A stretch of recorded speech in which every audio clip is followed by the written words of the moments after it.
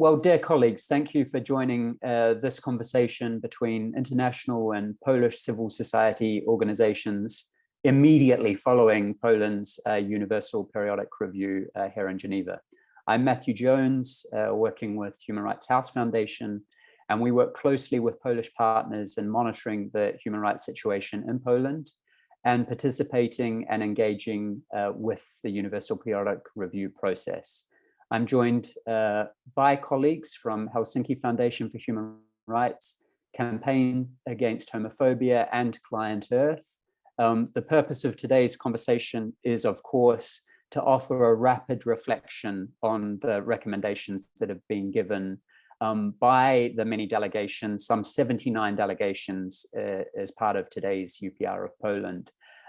If I could just begin by turning to each of the panelists to offer a very quick introduction. Thank you, Matt. Good afternoon, everyone. My name is Małgorzata Szuleka. I'm a lawyer and board member of the Helsinki Foundation for Human Rights.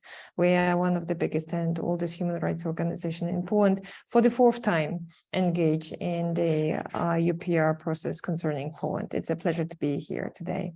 Hello, thank you, Matthew. I'm Justyna Nakielska. I'm an advocacy officer at Campaign Against Homophobia Association, one of the biggest organizations fighting for LGBT human rights for the second time engaged in the UPR process. Thank you. Thank you, Matthew. Thank you for having me here today.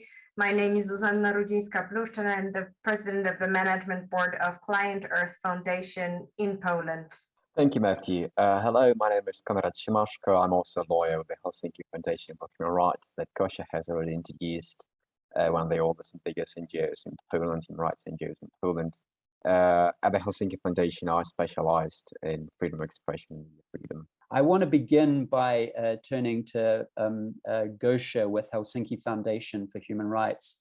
Already just to give an initial kind of reflection of what we've heard this morning from the Human Rights Council and from the review of Poland. There was quite a large delegation coming from Poland, including at ministerial level. Poland was pretty robust in defending its domestic human rights policies and practice over the past 4.5 to 5 years. They responded largely to most of the key thematic areas and issues that were raised by the many delegations that had comments and recommendations to make as part of the UPR. Maybe I would just start with some of the positive highlights, and maybe I would just start also with the brief reflection of the mobilization on the part of the civil society. So although the Polish organizations participated in all four procedures, I think the 2022 procedure was significant given how many organizations mobilized and how many reports we submitted. So only Helsinki Foundation for Human Rights participated in 4 different coalitions, and I'm happy to see the representatives of the coalitions being here today with us. But it was also groundbreaking for us that we try to explore new territory. So that is the first time, and I'm sure Zuzanna is going to speak more about it, when we also reflected on the new modern crisis, like for example, climate crisis and its influence over the human rights protection. So that's the first thing. And second thing, just coming to the brief overview of the recommendations, and actually maybe not even the recommendations, but actually what happened today in the morning, is that I noted 3 things. So first thing is the overarching issues that were underlined by almost every country delegation taking the floor today, was praising Poland for this immense mobilization in response to the war in Ukraine and the efforts of the Polish state and most importantly also Polish society in welcoming people fleeing Russian invasion in Ukraine. And it goes without saying that this effort and this mobilization is praiseworthy, and I'm very glad that it was reflected in such a high numbers today in the morning. The second thing that was an overarching issue, it's, I would rather say, bittersweet for us, because many of the country delegations reflected on the adoption of the new national plan for the equal treatment. And although it is like in Poland, where the entire human rights system lacks any comprehensive programs and strategies and coordination between the ministries, the program is actually something that we've been all looking for. But the program is an absolute minimum. What should the state deliver on the score of the equal treatment? Not to mention the fact that the program doesn't even mention the LGBT rights. So with that, I think the program is incomplete, and I was very surprised to see that it wasn't spotted by any of the delegations today. Now, two more observations is that comparing to the last session 5 years ago, I think, but I still need to count it down, that the number of the rule of law recommendations is smaller than it was 5 years ago. And this is a huge disappointment for us, because the rule of law, in our opinion, remains a huge systemic issue.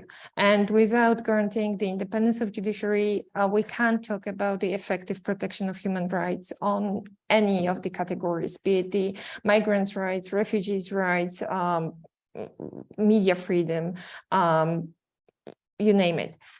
And secondly, when it comes to the rule of law recommendations, I was also quite, on the one hand, I was happy to see that many of the delegations highlighted the key problems related to the implementation of the judgments, but just very, very few recommendations were very specific concerning, for example, disciplinary proceedings against judges or the composition of the National Council of Judiciary, which are the cornerstones problems that we are facing right now. I will leave it here. I'm afraid I could continue for many hours to come, but I'm mindful of the time, so I'll just pass over to you, Matthew. Thanks, Gosia. Like yourself, Zuzanna has been involved, I think, over many UPR cycles with Poland. Zuzanna, of course, you join us today with the organization Client Earth. And maybe give us a sense of today's UPR in the context now of 4 cycles of the UPR and how maybe we see this in the context of what we've also seen historically with Poland's UPR. Zuzanna, you have the floor. Thank you, Matthew. Thank you very much for having me here. Małgorzata didn't mention this, but it was Helsinki Foundation for Human Rights that gathered us all together in this 4th UPR cycle, and I'm very grateful for this. This, as Małgorzata mentioned, shows that Polish NGO sector can collaborate together and stand firmly on the ground of human rights, which are universal. And as we heard today during the session, also Polish government, Polish delegation said that human rights are at the very spotlight of interest of Polish government, which I must say is at least debatable. And I heard it, as you mentioned, Matthew, many times in Geneva from the Polish delegation. So I have this weird feeling that what happens in Poland on the Polish in the Polish politics in the parliamentary scene is totally different from what is presented in Geneva before the UN treaty bodies, or as today before the Human Rights Council. I must say, it's as a citizen, I'm very much surprised, but I will maybe start with what surprised me positively today. So first of all, as Małgorzata mentioned already, I was very proud of Poland when it comes to reaction to war in Ukraine, and very thankful for the country delegation to notice this and mention this upfront in their speeches. However, again, it was the burden on the Polish citizens' shoulders, which we gladly took, and we opened our hearts and houses to Ukrainian migrants. It was not much of governmental effort, at least at the beginning of Ukrainian refugees coming to Poland. Secondly, I must say I wasn't surprised that many of the themes were recurring, and I remember them from the third cycle, like hate speech, hate crimes, protection of women, protection of migrants as well. Not much mention on the Polish-Belarusian border, apart from the countries like Belarus or Russia, which pointed this out, but not much said by the Western countries. LGBTQ rights, those are the areas that were already pointed out 5 years ago. As Małgosia said, there weren't many recommendations with regard to rule of law generally, but I noticed there were plenty of those referring to independence of judges. And the last point, which I took happily today, was about noticing the biggest challenges in front of us in the 21st century. So the environmental and climate challenges we are facing now. And for the first time in history, Poland got 4 recommendations in this respect, which I will gladly talk about at later stage of our meeting today. Thank you, Zuzanna, and we'll come on to particularly constitutional and rule of law issues shortly, but just to continue this kind of brief overview of the process, I want to turn to Justyna next with Campaign Against Homophobia. Justyna, if you could just give a few reflections yourself on listening to the UPR process this morning, you know, how that sits with you and your organization and the work that you do. Justyna, I give you the floor. Thank you, Matthew. Hello, all. I would like to reiterate some words already said by Małgorzata and Zuzanna, that I'm really happy that civil society in Poland cooperated strictly, and I think today we saw fruits of our common efforts. It's a big day for us to do this preliminary celebration, if I can say so, because of so many recommendations that appeared. And maybe I will start not from the war in Ukraine, as my colleagues have already commented on that, but more specifically, I would like to notice a very important fact from our perspective, LGBT-specific organization, that today, basically 30% of the present delegations did mention or did do LGBT-specific recommendations.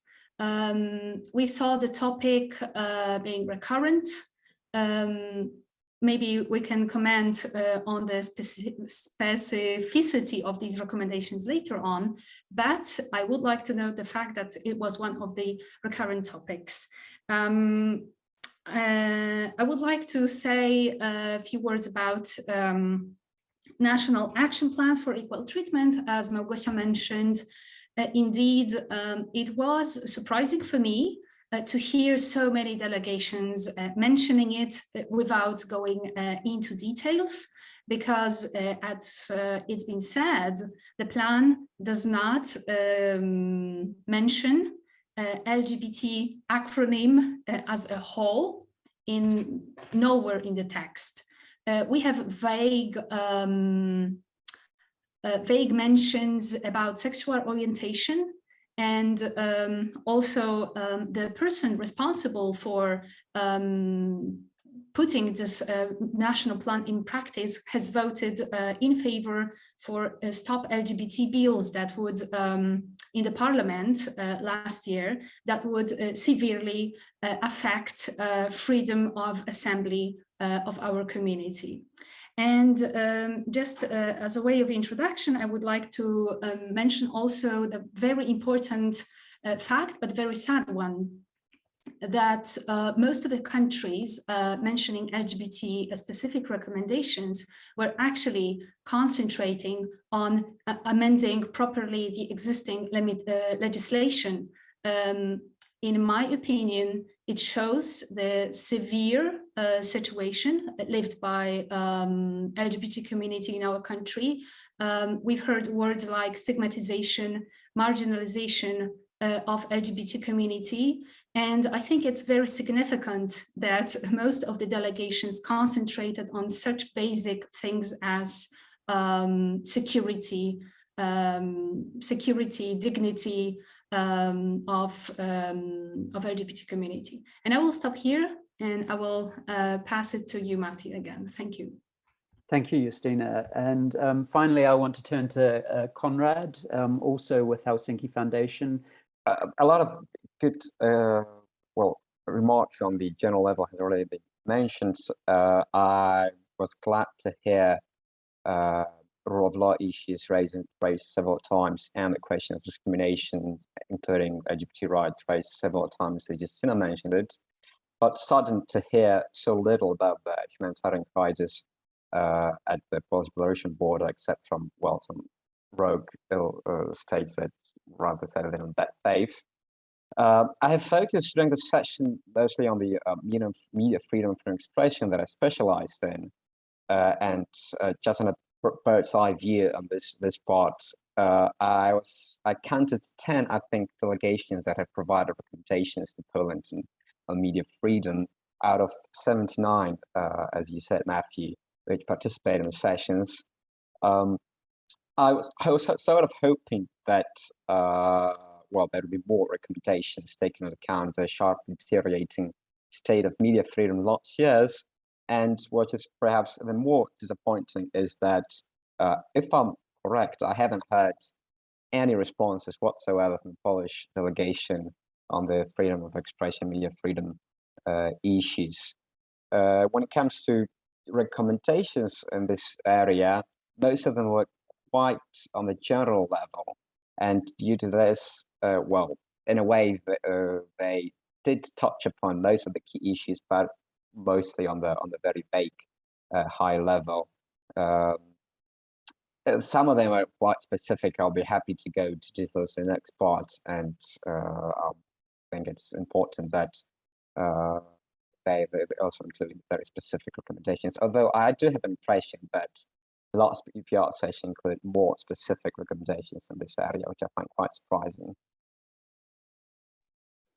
Good, thank you, Konrad. And I think it's fair to say from our side, from the side of Human Rights House Foundation, we've definitely noticed, not just in the context of Poland's UPR, but in general in the UPR process, there is a trend towards delegations giving shorter interventions in the context of the UPR, tending to focus less on analysis and the overall situation. And we heard, of course, today, many delegations just go straight into recommendations, and they use less time just to focus on the recommendations, rightly or wrongly, in the context of the overall process itself.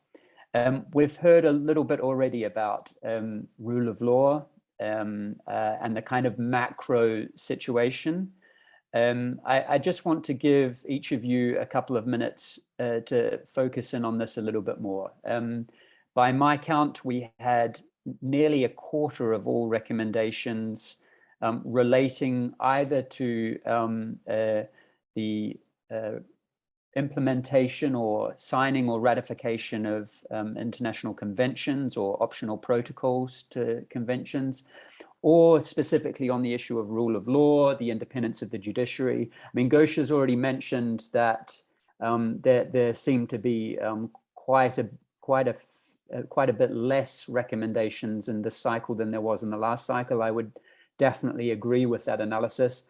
Something around 20 to 25 recommendations relating to rule of law or independence of the judiciary, which included, active or lack of reforms of the justice system, the independence of judges, the implementation of recommendations by regional mechanisms and organizations, including the Venice Commission.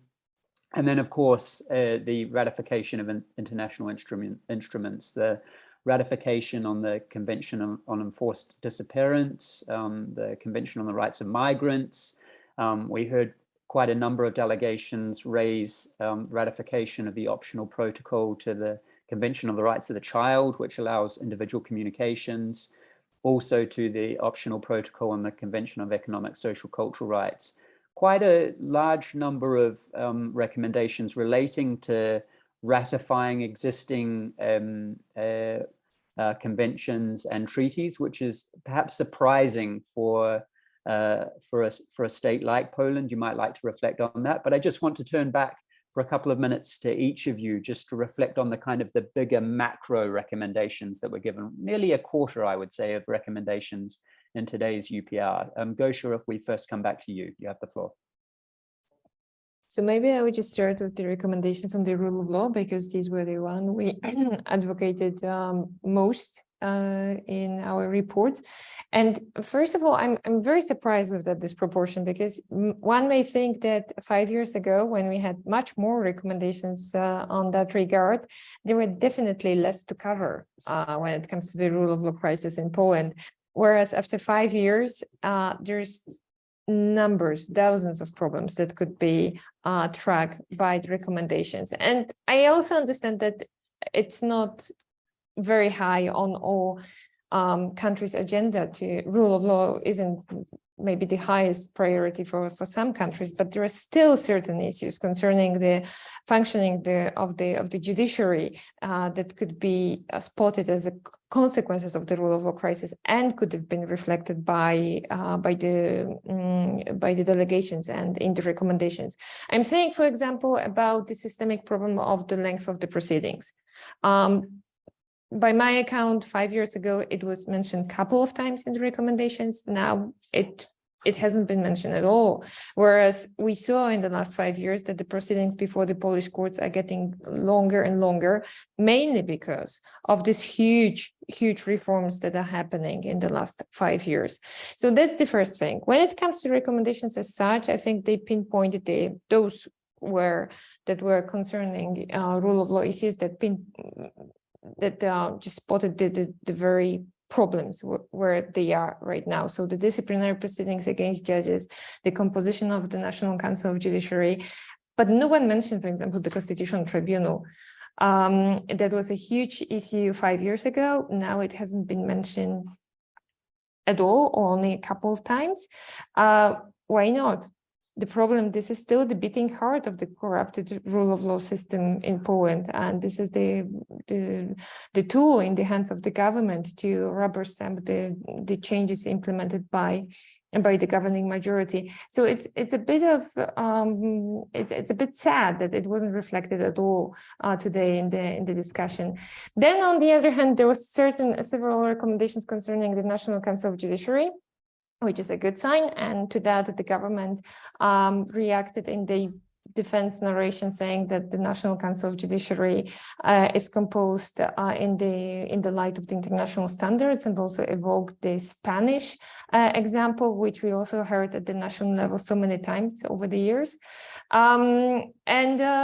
There were also just very, very few recommendations concerning the functioning of the prosecution system, which was also, again, one of the overarching issues 5 years ago, but this time it wasn't reflected at all, or just very, very tiny, which I think is a bit of lack of comprehensiveness of those recommendations, because if so many recommendations are focused on combating hate crimes, how can you do it without the effective prosecution system?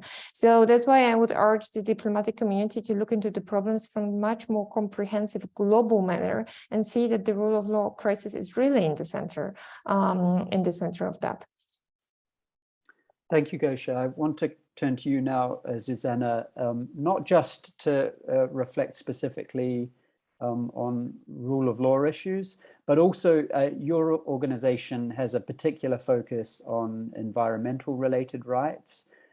We heard a small handful of recommendations given in relation to human rights in the environment, including climate change adaptation strategies, the actual participation of women and children in designing strategies around climate adaptation.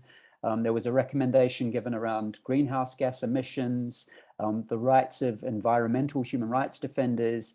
I wonder if you could, in reflecting on the kind of the bigger macro issues, also look at this kind of evolution of recommendations in the UPR process, and specifically today around rights and the environment. You have the floor. Thank you.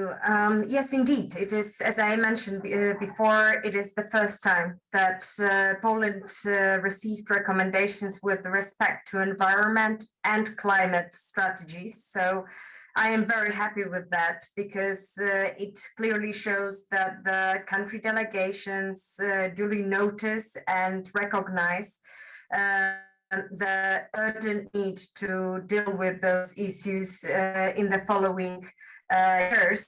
As it's being said, it's the decisive decade with respect to climate issues.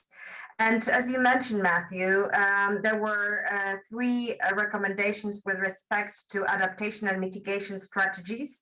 And 2 of them, one of Panama and one of Peru, underlined that at the very heart of climate strategies, there should be a civic participation.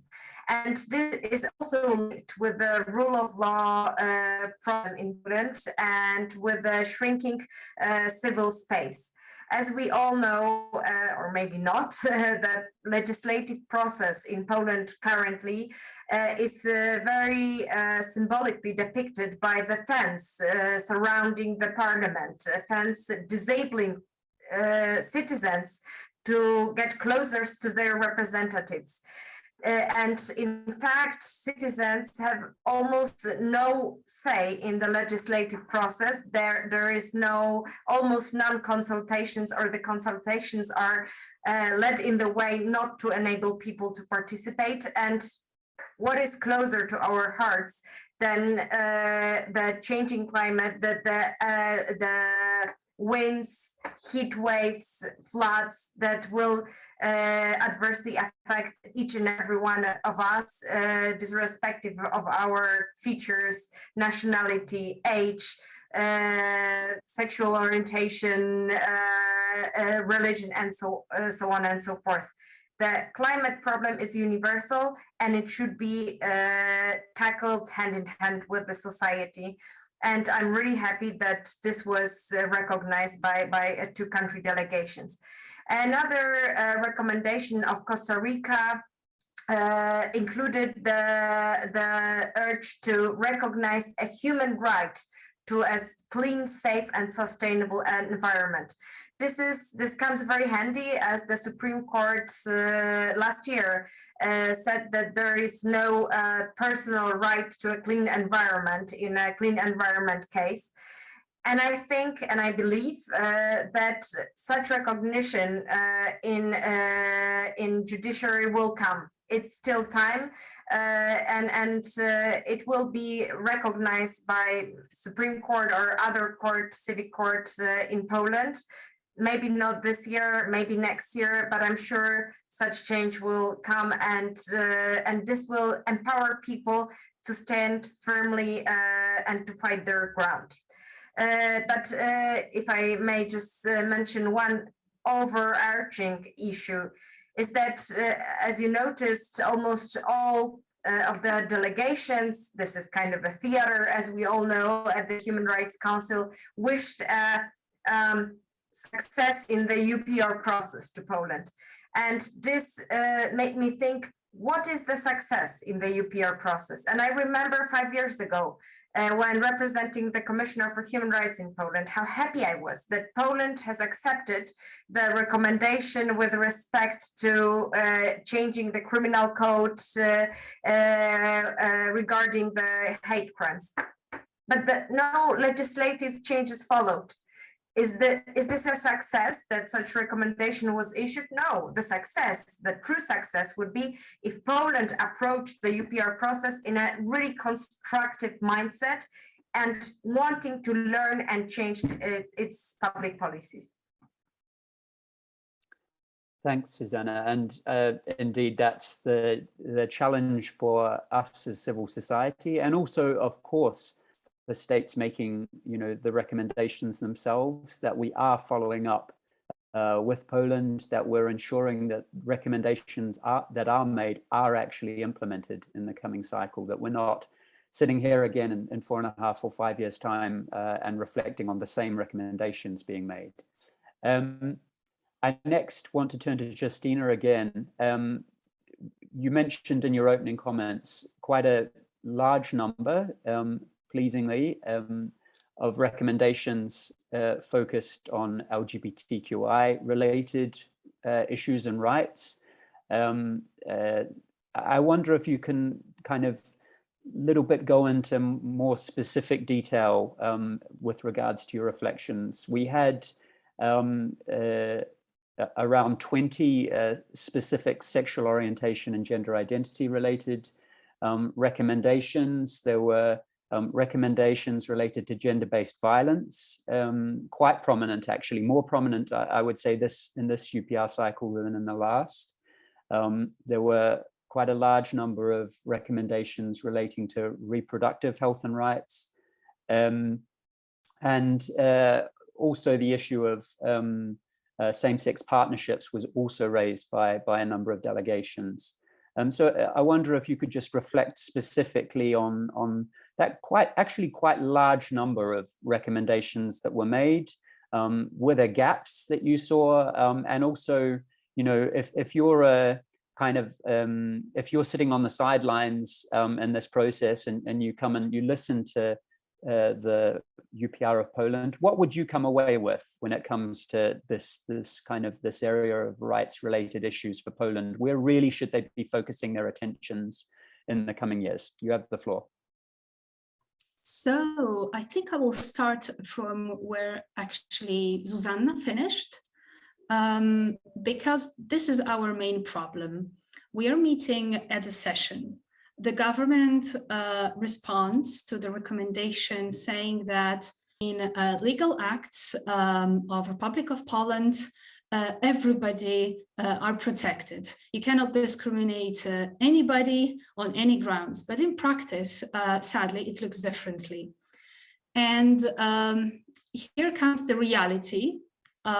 Even if, as Zuzanna mentioned, our government previously during the third cycle decided to support many of the recommendations, LGBT specific recommendations, none of them, literally none of them was actually implemented. I think when it comes to a general overview, what's been said, what we've heard today during the session, it is kind of significant for us that less delegations have actually mentioned marriages for same-sex couples, civil partnerships for same-sex couples. Most of the recommendations, as I mentioned before, were concerning such basic things as hate speech, hate crimes, security for people, and I would like to say that from our perspective, I think Małgosia has mentioned that before. From our perspective, the fight for inclusion of LGBT-specific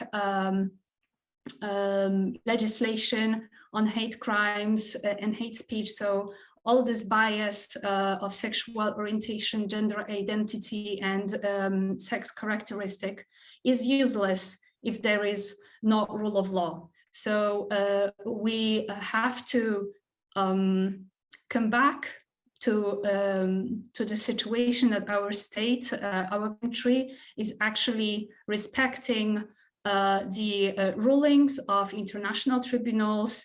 The Constitutional Tribunal is working in a proper way, and so on and so on. So I was glad to hear that still those voices on rule of law are there, but sadly they are not as strong probably as they should be. And without a proper state of law, we will not have proper protection for human rights.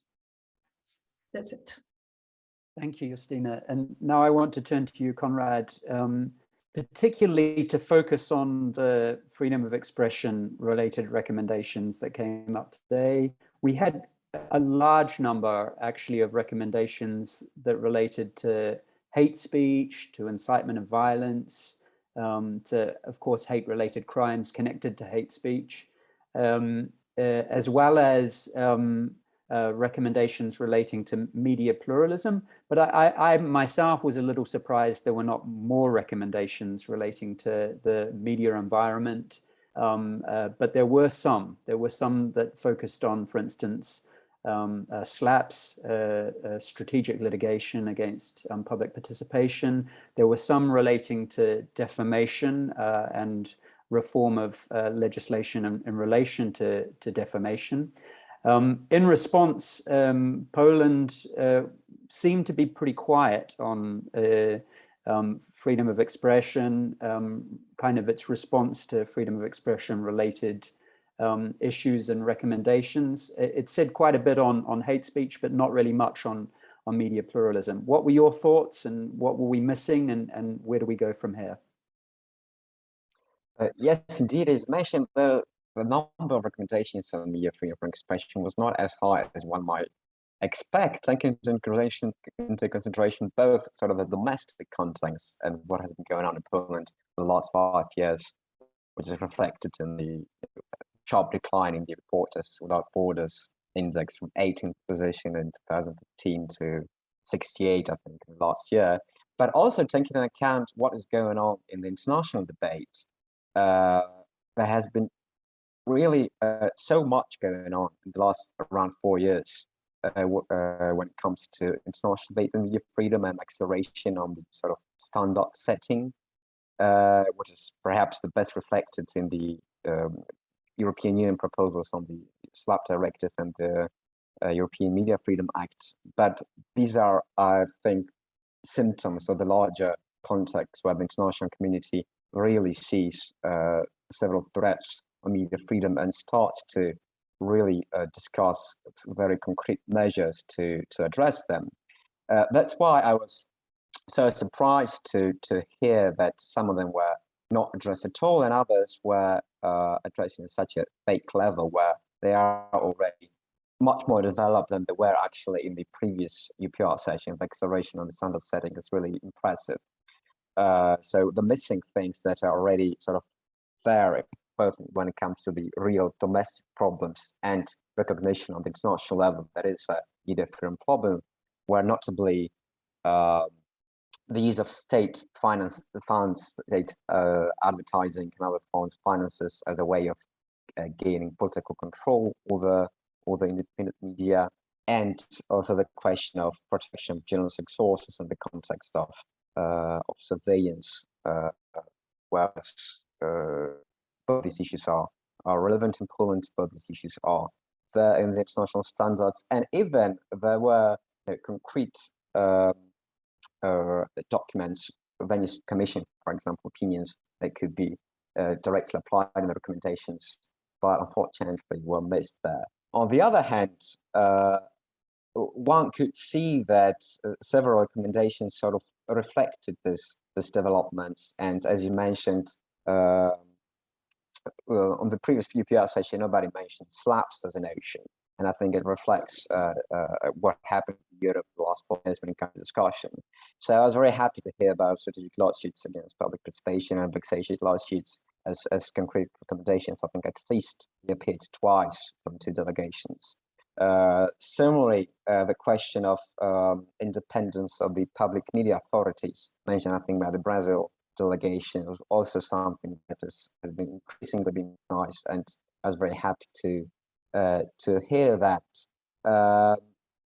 I was also happy to hear their very concrete recommendations, such as recommendation from the US delegation on the to repeal the criminal defamation, and recommendation to amend the criminal insults to religious feelings so as it won't hamper the freedom of expression.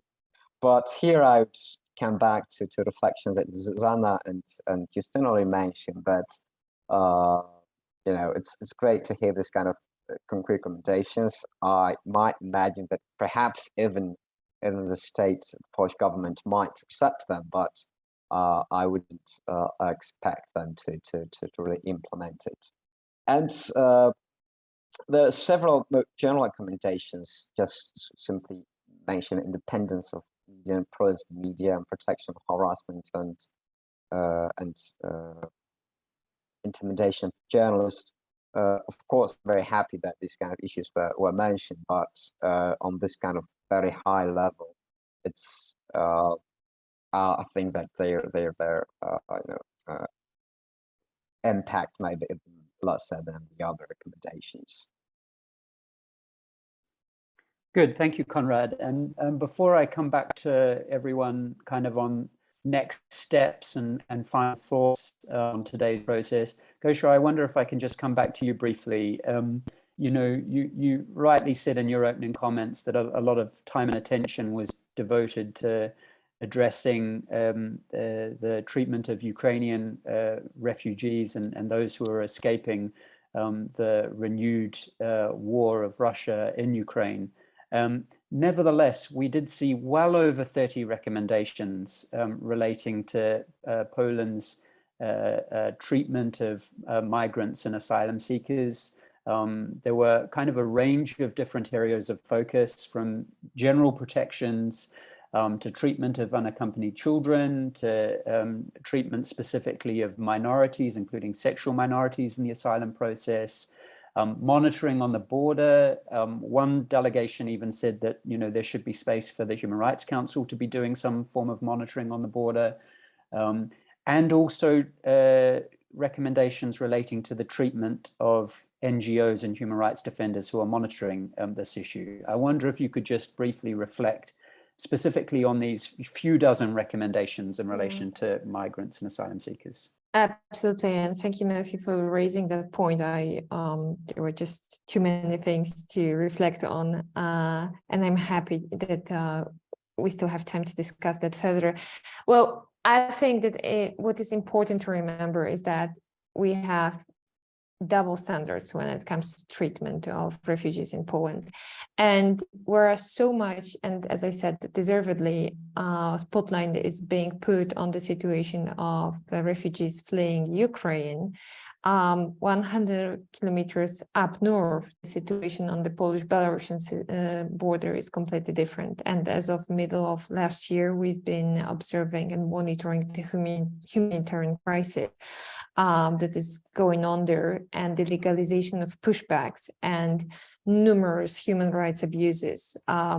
Also examples of excessive use of force by the border guards, pushbacks, separation of families, the situation of unaccompanied children. And unfortunately, the problem there still is the crisis there is still ongoing. And on one hand, I was very happy to hear that this problem, in general, the treatment of asylum seekers was raised in the recommendations. And as you rightly spotted, from very general recommendations to much more specific, especially those that called upon Polish government to individually assess each case of an asylum seeker, which is the rule number one in terms of in the procedures for applying for the international protection. And we saw so many examples over the year when this rule was violated. So on one hand, I'm happy to see that the international community interest in that problem still remains. On the other hand, because we are CSO, so we always can expect more and demand more from the countries. I wish there had been more actually very specific recommendations to the situation at the Polish-Belarusian being made by the democratic community, because otherwise the situation is instrumentally and cynically played out by certain governments. So I think that there is a lot of room for both countries and civil society to monitor, and I think that migration will be becoming more and more pressing issues in the upcoming years. There's still a lot to be done on the systemic level when it comes to full protection of migrants' rights in Poland. But the most pressing problem right now is the situation on the Polish-Belarusian border, and the situation there really requires the international attention from both the diplomatic community and international humanitarian organizations. Good, thank you, Gosha. And now I just want to return to each of the panelists, beginning with Zuzanna, just to give really just 1 minute to kind of give your final reflections and looking forward. You know, we've seen with the evolution of the UPR process that rightly there is more emphasis now on implementation, where before we really did focus on the recommendations being given in Geneva. Now it's really about implementation on the ground. So if you could just kind of give a few thoughts on the process and the next steps, and perhaps an indication as to how delegations can be engaging with your organization on some of the specific recommendations related to your subject of interest. You have the floor.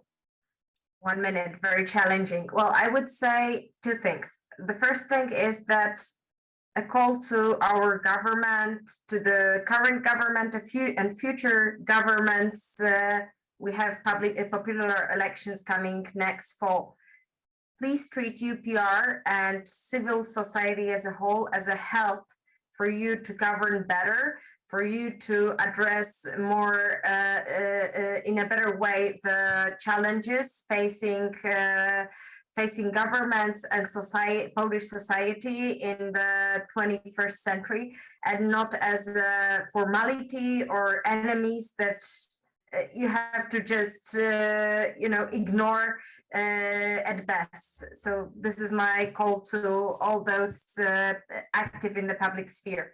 And second issue is that I would love the country delegations and the whole UPR process to shift into a process on merits. So a process that will really see the insight that not only the formal adoption of laws, as mentioned today a few times, is needed, but the true recognition and enforcement of those laws in practice, because this is what changes the human rights situation on the ground, not only the legal provisions which are not respected, which are not used by the authorities, which is the case, unfortunately. Good, thank you, Zuzanna. Justyna, I give you the floor just to give some final reflections on today and looking forward. Thank you, Matthew. I would like to express my hope as well that all these recommendations that we've heard today, even if many times they are pretty vague, will be implemented in practice, will be introduced to a Polish legal system, because that would be a big change for us already.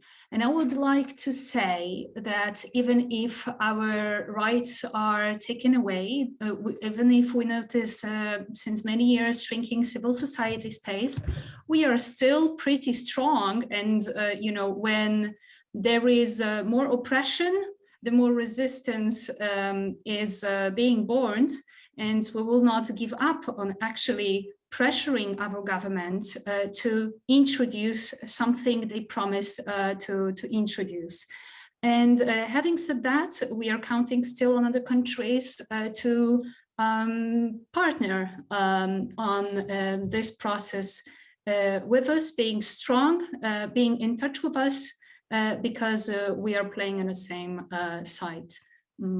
Thank you.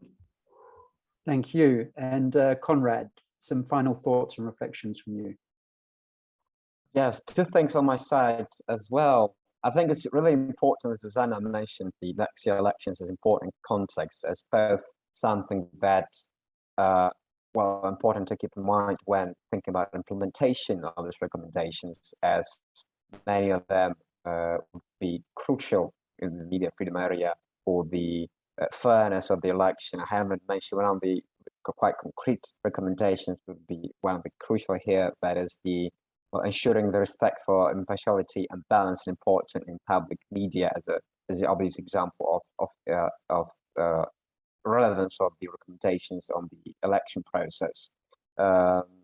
Having said that, it's also important to keep in mind the recommendations are something to be worked upon in a couple of years perspective, and I think it's also important to see them as a big issue to be implemented through larger reforms, also regarding the regulatory institutions and larger frameworks.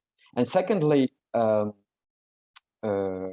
think it's also important to see again the UPR system in the context of vis-a-vis of other international institutions, as many of important acts that are now being discussed within the member states of the European Union could help implement this recommendations. Of course, referring here to the anti-SLAPP European Union Directive and the proposal for a European Media Freedom Act, that each member state has an important role in sort of supporting and being cautious of the good proposals not being watered down in the process of negotiations.